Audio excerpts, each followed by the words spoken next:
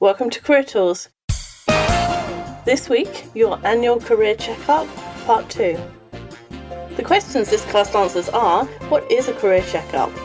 Why would I want to do a career checkup? And how often should I do a career checkup? Hey everyone, Kate here. The latest update to the Manager Tools app includes the ability to track coaching and delegation with Roadmap. So if you're a licensed member, you can access Roadmap through the Manager Tools application. And now that app will track all of your Trinity behaviors, including coaching and delegation. Figure out who to coach and on what using Roadmap. It'll even walk you through the steps and help you to set goals and deliverables around coaching. You can also add photos of your notes to each coaching instance to keep track of your handwritten one-on-one notes for that particular coaching scenario. Use Roadmap to decide the who, what, and how of delegating to your team members, all within the recommended timeframes for Trinity rollout. We'll remind you when and how. It's like having the Trinity in your pocket. The next piece of this is talking to your boss about your aspirations and intentions. Now, years ago, the company managed your career. That is, there was a clear path from certain jobs to the top of the organization. It was clear who could get on the path and who could not get on the path, that some jobs had benefits and that some had obvious problems. Currently, the zeitgeist seems to be that we all want to be individuals in control of our own lives and our own careers. And this means that we have to pay attention to what we want and how we are going to do it. Now, your career plans don't have to be a secret. We tend to think that they should be because a job search needs to be kept confidential. However, it's better for you and the company if you can find opportunities to explore the things that you want to do more of within that same company. Now, it's better for the company because hiring is extremely expensive. Retention, as we know, is something that's important for organizations. And it's better for you because you've built up career goodwill with this company.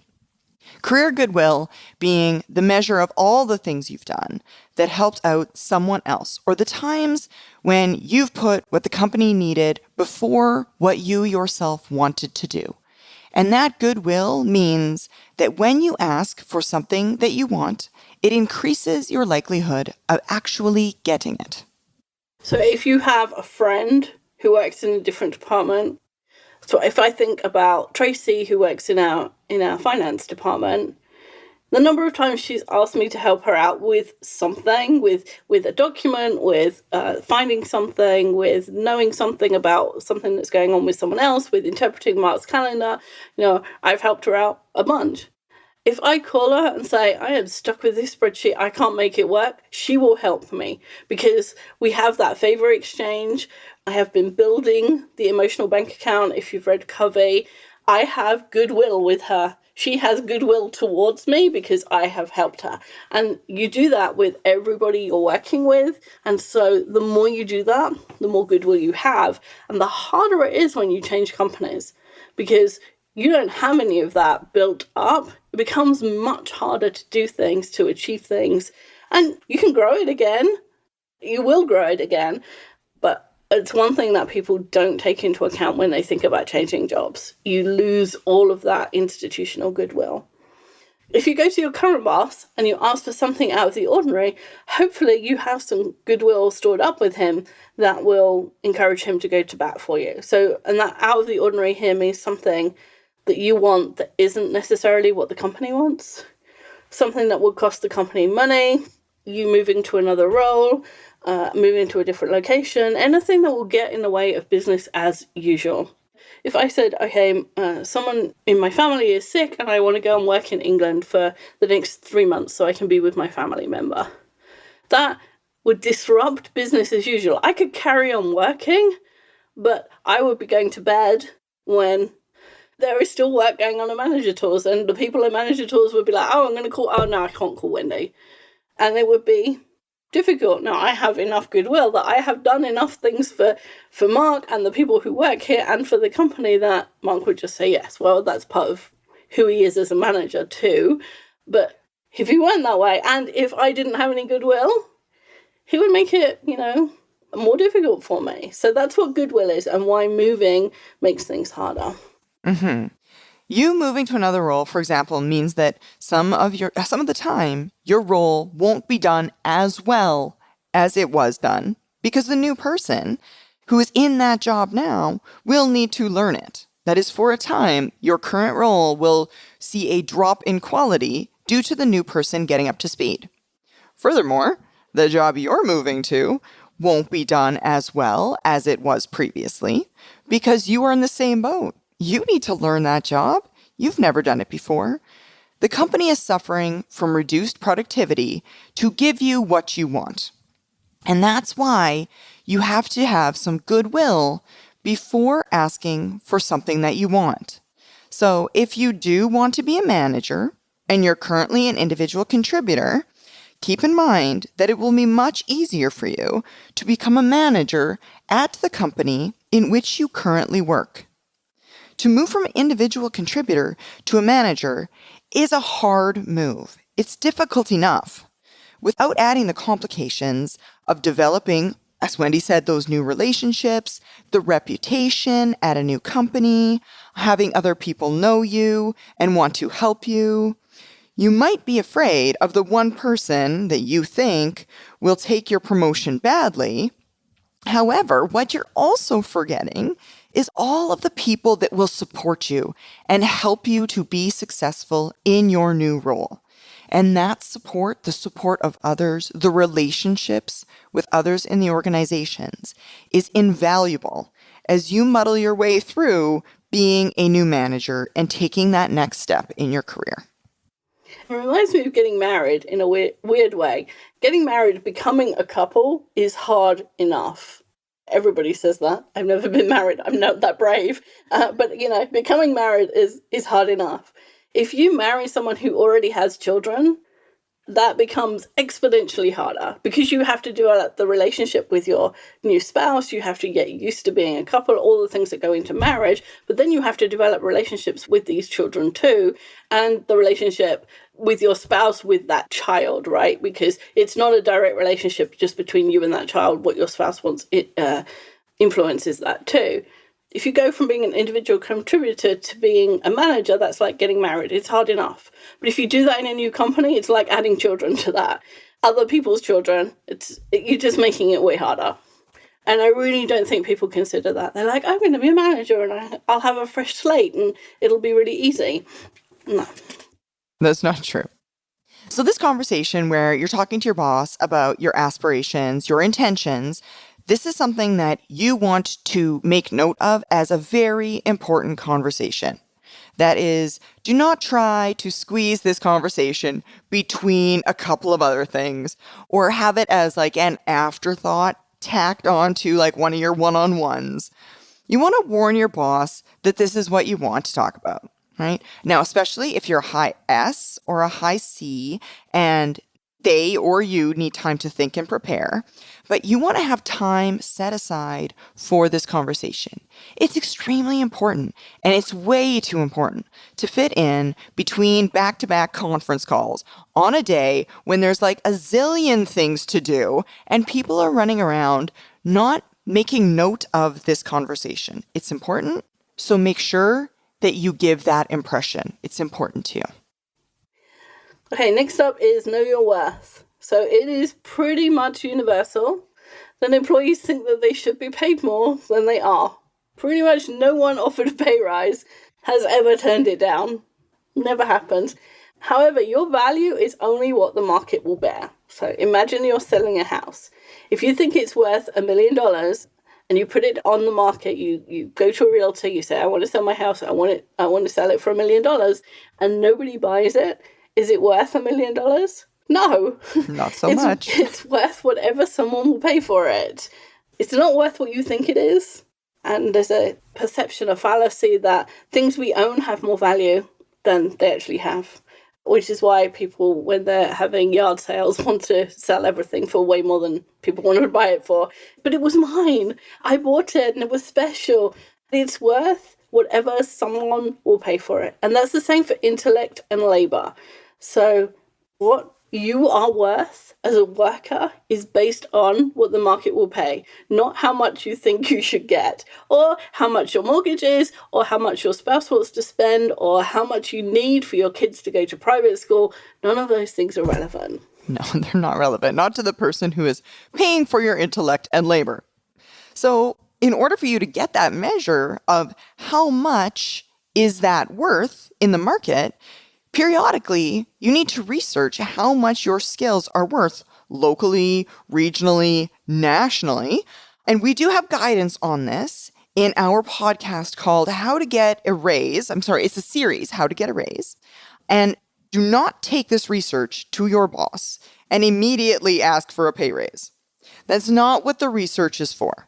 No, what we're trying to find out is, what am I worth in the marketplace?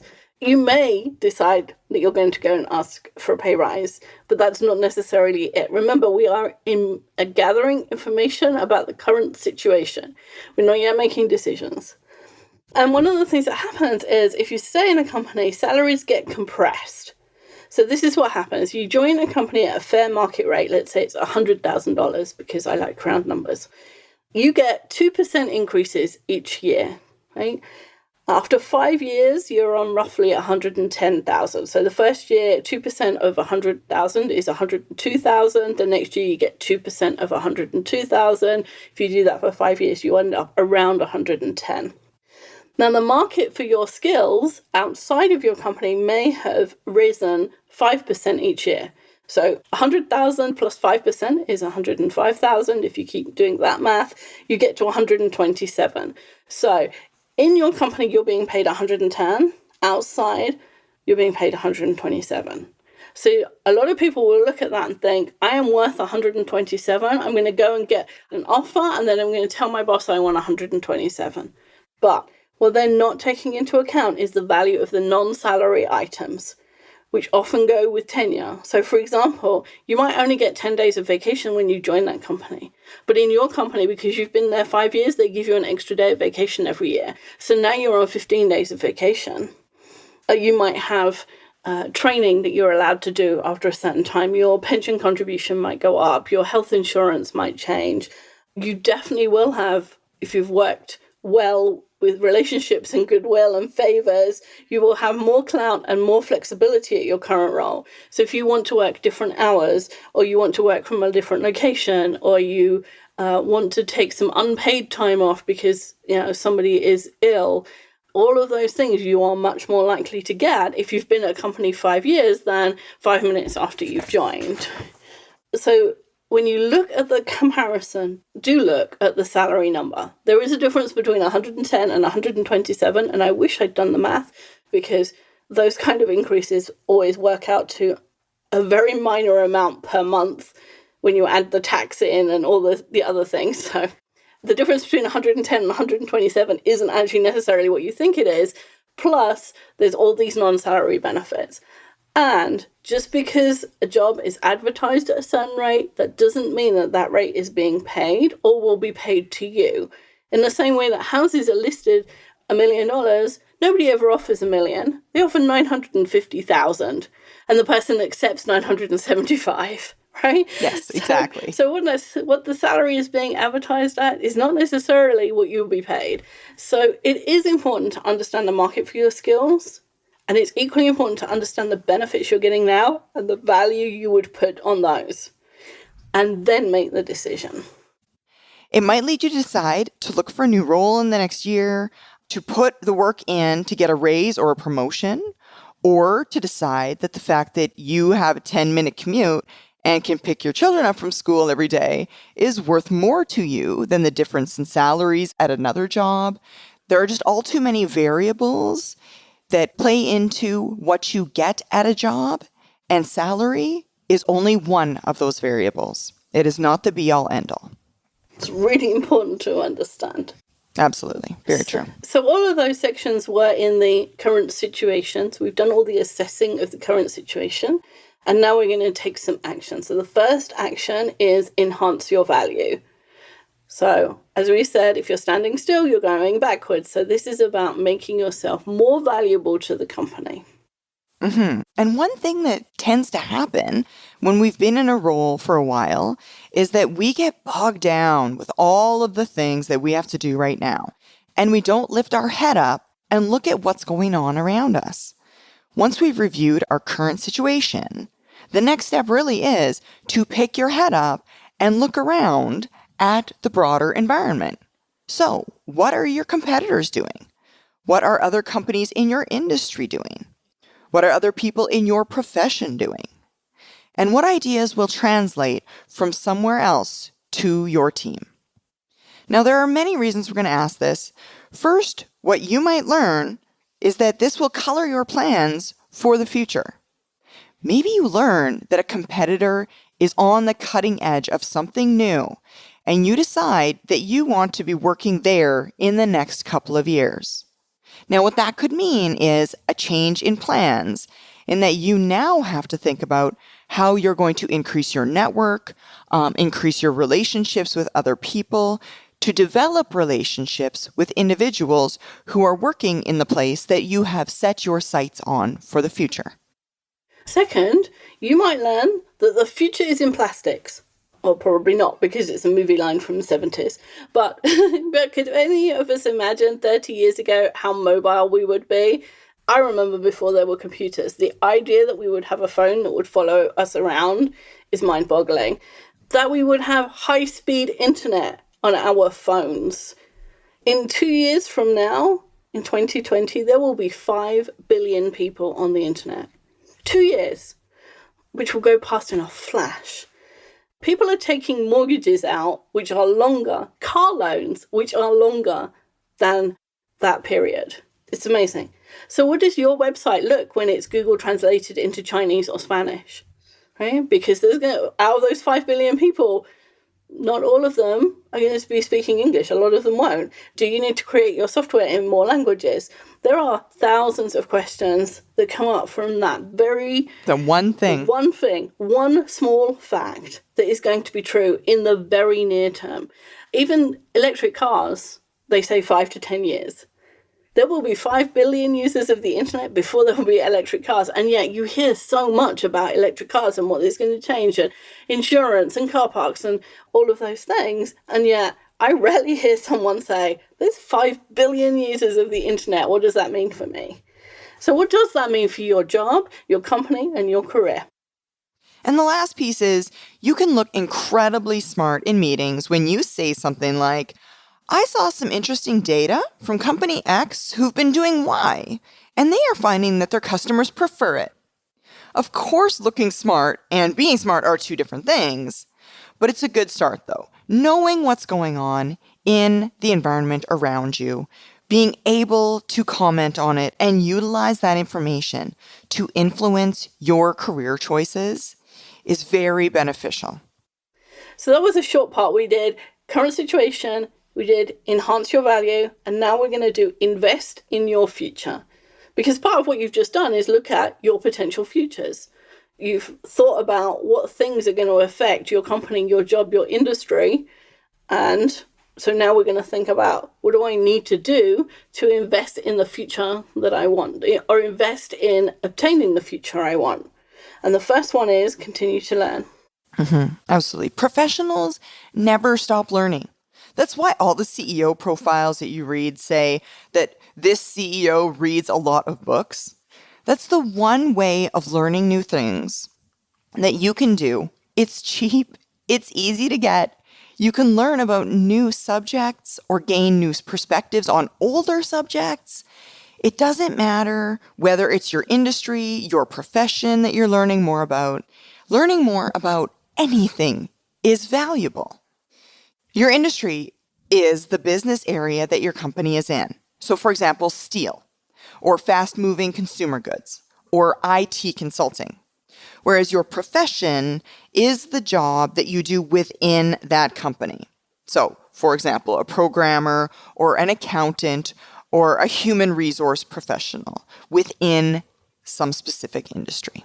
So they can be cross. So you can have someone who is HR in a steel company, but you can also have HR in an IT consulting company. So you can learn about your industry or your profession or the combination of both there's lots of things to learn. And you can learn just about anything online. There are sites such as lynda.com and skillshare.com and Coursera and Udemy and a whole bunch of others that I don't know with hundreds of courses. YouTube has hundreds of courses. And many are free and the rest are inexpensive. I had one of those box cutter. It was just a cheap plastic one that has the blade, and the blade has like these diagonal things scored into it, and I've never known what they were for, and the blade was going blunt, and I was like, this is really weird, like, why? I don't understand this. So surely those diagonal things have something, and I'm not supposed to throw it out before I've used the whole blade. I googled box cutter blade blunt or something, and there is a YouTube video, and this lady says, I never knew this, and I have never found anybody else talking about this. You take off the black end and you slide it on and it lines up with that diagonal line and you just break it off. I was like, whoa. Mind blown. It was. So, YouTube is useful for small things, but there's also 2-hour-long courses on YouTube, which are also free. And many universities publish their courses online for free. These are sometimes called MOOCs, MOOC, which is... I think it's massive open online course. Yes, that's it. And it's good colleges like Harvard and Yale and Stanford and Chicago and, all of those. And a lot of the time you don't even have to be in the country to sign up and take advantage of them. You can sign up for anything that looks interesting, learning a skill. And when you're learning to learn the subject matter, it doesn't matter to some extent. Because the learning is a skill in itself. Learning to learn is a skill in itself. So to some extent, the subject doesn't matter. Exactly. However, since this is a career checkup, you might want to think about learning skills that you don't have, more about skills that you have a weakness in, or skills you'll need when you get to where you want to go. If you struggle with time management, for example, probably spend some time learning about time management. If you struggle with Excel, spend some time learning about Excel. Whatever you want to learn, we can almost guarantee there is a course for you. There are courses for everything. Box cutters. Exactly. And I think sometimes people think, I'm going to learn something highfalutin. Like I decided I wanted to learn something about InDesign, which is a graphic design program. But equally, I could benefit from learning about time management, or I could benefit from learning more about the website that we use and using it every single day and the things that I can do on it. We sometimes think it has to be something really interesting and something we know nothing about, whereas improving our basic skills, one of the things I do a lot on Excel is conditional formatting. So we have a number of spreadsheets, including the onboarding checklist, if you listen to Manager Tools and you've seen that, where there's a task and a due date for that task. If the due date is more than 3 days ahead, the cell is white. If it's in the next 3 days, the cell is orange. If it's overdue, it's red. If it's done, it's green. The cell color changes automatically based on what's in the cell. That's called conditional formatting. And probably 50%, I don't know, of people who use Excel know how to do that, and the other 50 don't. And yet it's incredibly useful. There are things that are baked into Excel. It's an incredibly flexible and powerful program, and yet most people use it for adding up a series of numbers, drawing a graph. For drawing graphs. So don't necessarily think, I have to go learn something new, something highfalutin. I have to, learn something that's on an MBA syllabus. You don't. Think about the things that you do every day and whether it's worth trying to enhance those skills as well as learn those bigger things. And you can be more deliberate about your learning plan. We'd recommend beginning with courses for skills that you currently struggle with. These are the courses that will have the highest amount of leverage.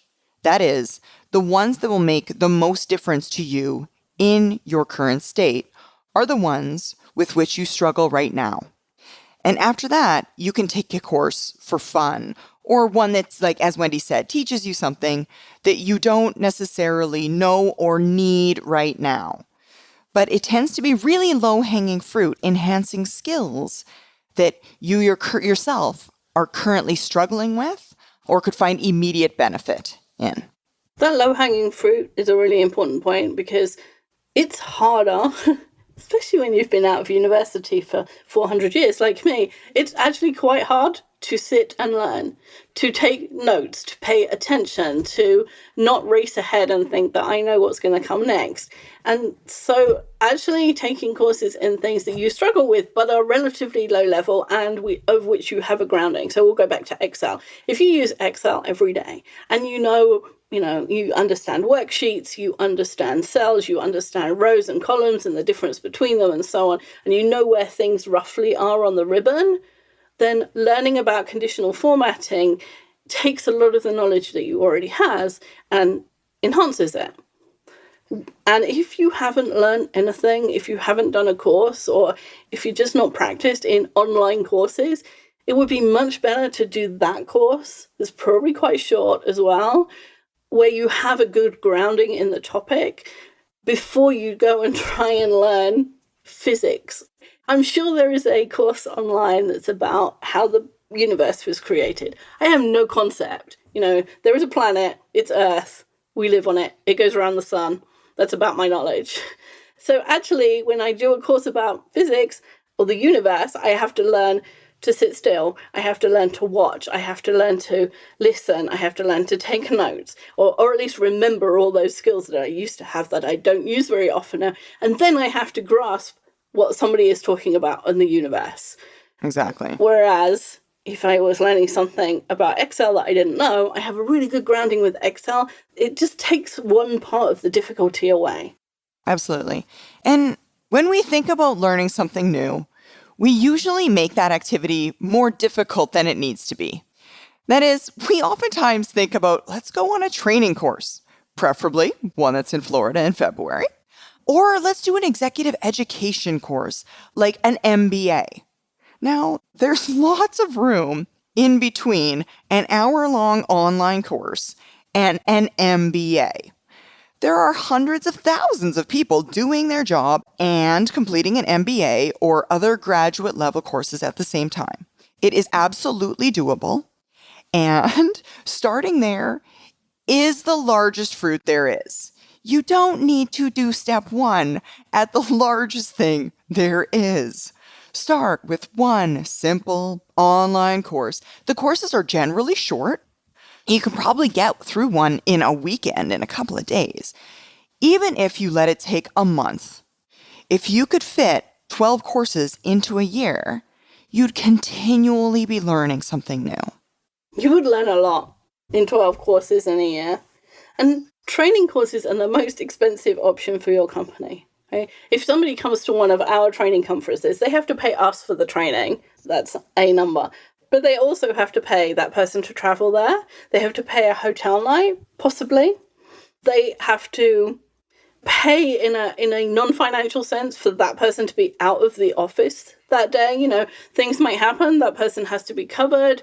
Their work has to be covered. Somebody has to make sure that, nothing urgent happens, So there are a bunch of costs to someone coming to a training course, which are much more than just the cost of the training.